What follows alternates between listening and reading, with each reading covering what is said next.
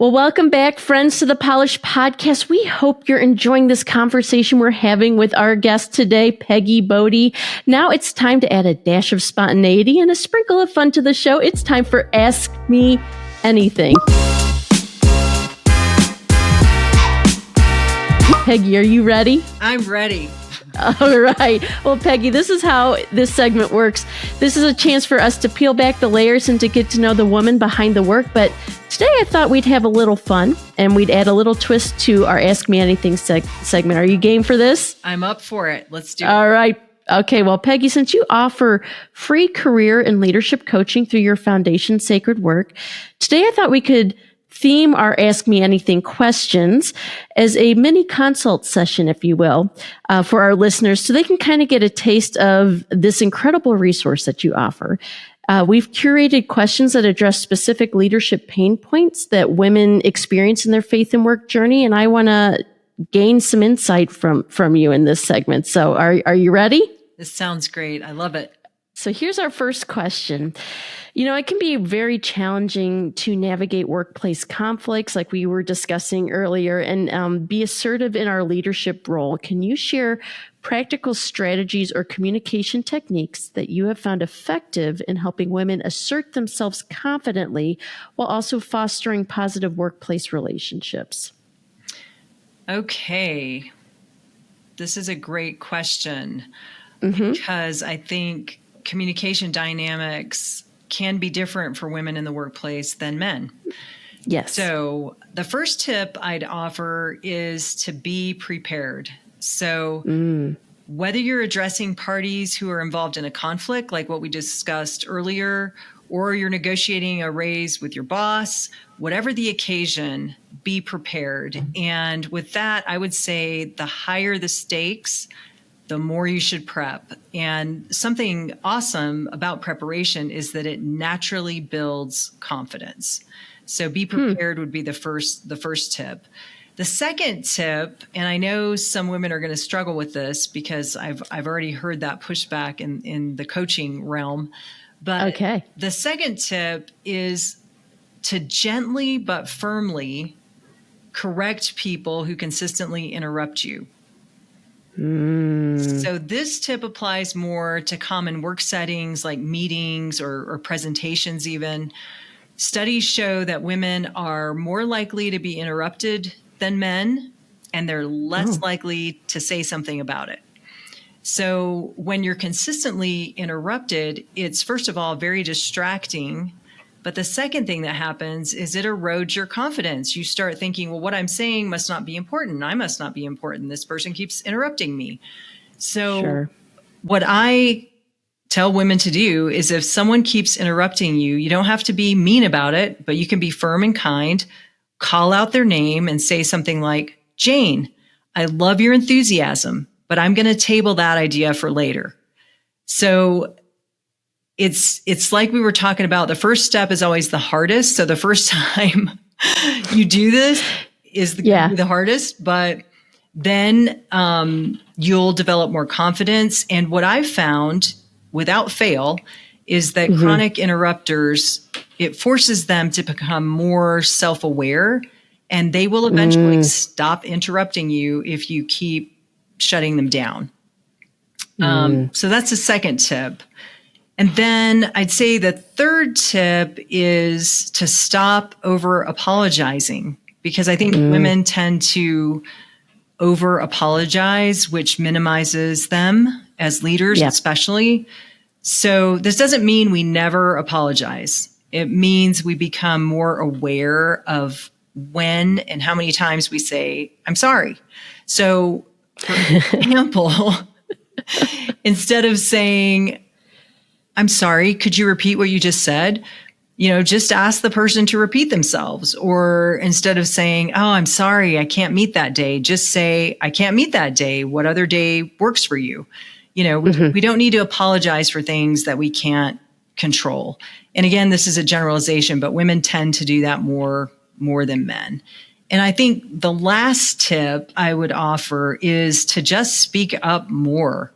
So for a lot of different reasons, men are more likely than women to speak up at work, whether it's to share their opinion, offer an idea, solution to a problem, whatever it is, men usually speak up more. So I think as women, what we have to remember is that we're at the company because we bring value to the company.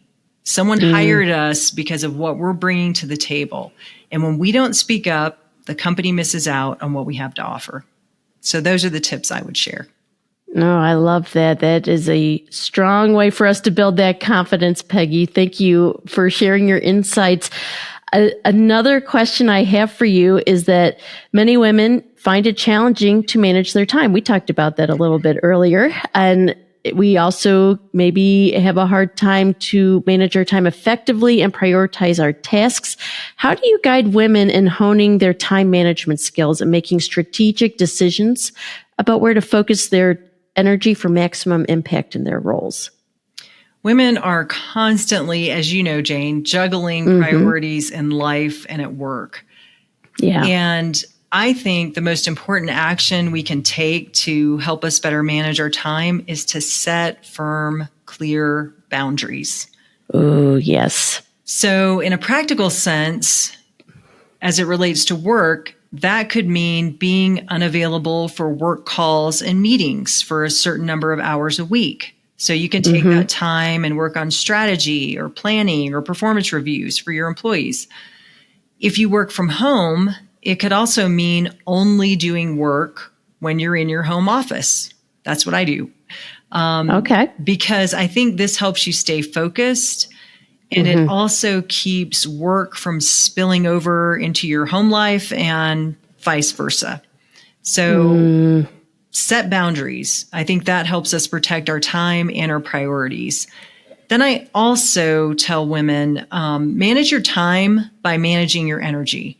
So do the most difficult and challenging work when you're the most energetic. So some people are night owls. I'm a morning person.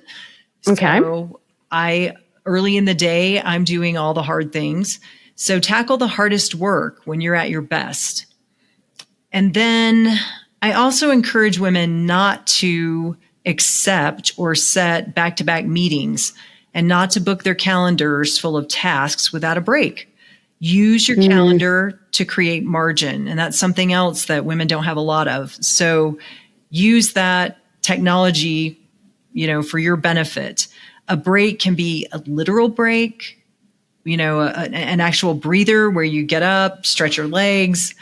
But it doesn't have to be. You can also take those little chunks of time between meetings and knock out smaller items. So use your calendar to create margin for yourself.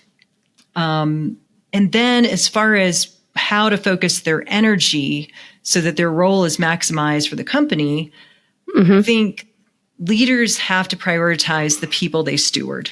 So if you're a leader, engaging, supporting, developing your team has to be your first priority. And I know from experience that very few leaders have the luxury of just being a leader. We also have for sure. other responsibilities, but the people you're entrusted to serve, they have to be first. If someone isn't responsible for other people, I coach them to ask some questions of themselves and, if it's appropriate, of their boss. So these questions are, where do I bring the most value to the company? What's the main reason I was hired? What are my professional goals? What's the most important thing to my boss? So it takes a little time to ask and answer these questions and to think about them. But taking the time to go through this simple exercise and then even comparing your answers with your bosses can help you gain clarity about what your priorities should be. Well, I'm taking that one home with me for sure. I think those are some really good questions to create some self-awareness about us. And I'm learning that the more self-aware I become, the better I can lead and interact with people well and set those margins and set those boundaries. Cause if we don't have the margin, if we don't have the boundary, our work gets exhausting. We get burnt out. And that's just not a great way or healthy way to live. And I don't think God created us to be like that.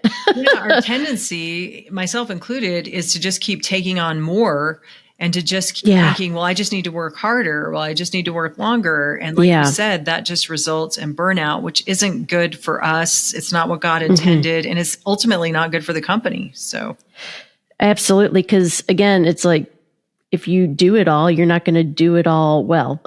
So what are the priorities, right? And how can we align our lives, our schedules with the margin and the boundaries to do the work well, to meet the goals that our boss has for us or the company has or that you have if you're an entrepreneur. So I think those are some really solid strategies and tips that we can take with us to help us prioritize our time. Peggy, I have one final question for you in this segment. You know, many working women struggle with building a supportive professional network. I know community is a big deal to us here at Polish Network.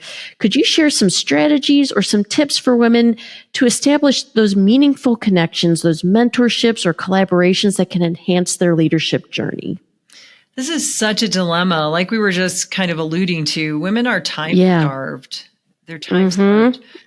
But we're also hungry for community and for mentorship.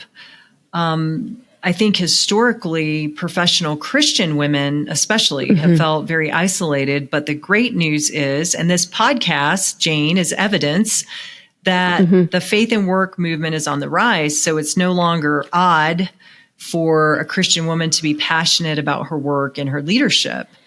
Yeah. So with that said, there are a few strategies I can think of that can help women make meaningful connections. And I think the first one would have to be for us to reframe how we look at networking, because I think networking continues to get a bad rap, even though it's come a long way. You know, there's no more cocktail mixers before a conference, I hope. As an introvert, I hope not. That's awesome. I love it. But networking is really all about making connections. It's about relationships. And I think we're all better equipped to be our best and do our best when we're connected to other people. And that means we intentionally look for opportunities to make connections, and we take those opportunities. So an example, Catherine Gates, who for your listeners is the VP of Business Partnerships for Polished. Yes. I heard her on a podcast, and her interview really resonated with me. Did not know her, had never talked to her or met her. So I reached out on LinkedIn, and we set up a Zoom call. And over time, we became really close friends. And I've met a lot of other amazing Christian women leaders through social media or by sending them an email, using their website. And it can be scary to reach out, but you never know what collaboration opportunities or friendships could result from that. So I think you have to be willing to give networking a try. I think that's one way to build connections. I also mentioned the faith and work movement, of which Polished is a big part. And now I'm excited to say that there are a lot of organizations like Polished that provide resources for professional women. You know, I think about I Work for Him and the She Works for Him podcasts that was founded by Martha Brangenberg. The Forward organization and podcast that Diane Pattison started. So those are just naming a few faith-based groups.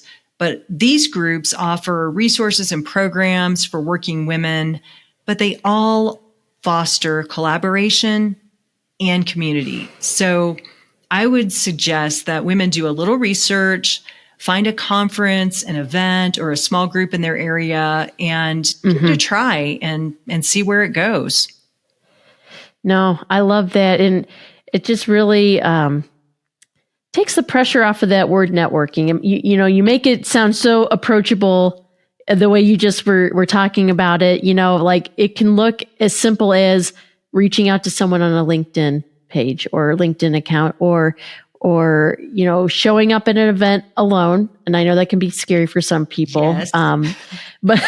But even just to go to a local event, a luncheon or something that might be, or or, just sit and think, what is one thing you can do that, maybe can push you out of your comfort zone, but maybe not super scary.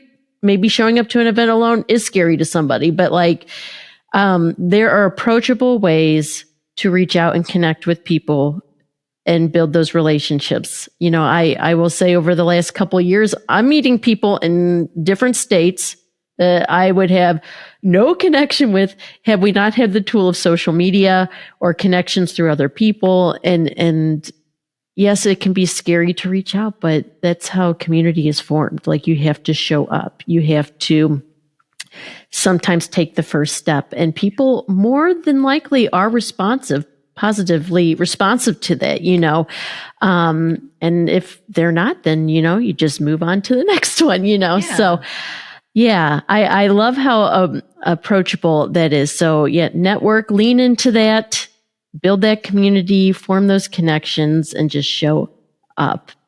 Peggy, thank you so much for sharing with us during the Ask Me Anything segment. And here's the thing, friends, we want you to be a part of the conversation too. We want your burning questions and your curious musings and your wild wonderings about our guests. So if there's something you've always wanted to ask, now is your chance. If you want to go and learn more, you can go to our website at polishnetwork.org. Be a Polish Podcast MVP and send in those questions today, and you'll get a mention and insight with your favorite guests. So we can't wait to dive into the queries and unveil the surprises that await. Send in those questions today.